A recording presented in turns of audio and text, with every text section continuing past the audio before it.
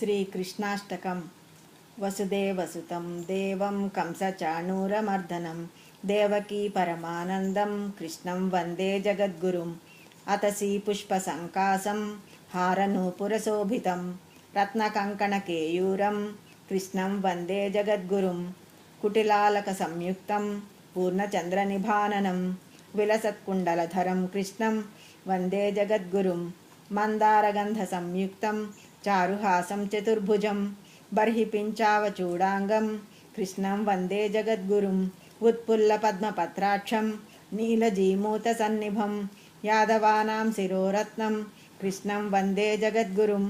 रुक्मिणीकेलिसंयुक्तं पीताम्बरसुशोभितम् अवाप्ततुलसीगन्धं कृष्णं वन्दे जगद्गुरुम्। गोपिकानां कुचद्वन्द्व कुङ्कुमाङ्कितवक्षसं श्रीनिकेतं महेश्वासं कृष्णं वन्दे जगद्गुरुम्। श्रीवत्साङ्खं महोरस्कं वनमालाविराजितं शङ्खचक्रधरं देवं कृष्णं वन्दे जगद्गुरुम्। कृष्णाष्टकमिदं पुण्यं प्रातरुद्धाय यः पठेत् कोटिजन्मकृतं पापं स्मरणेन विनश्यति।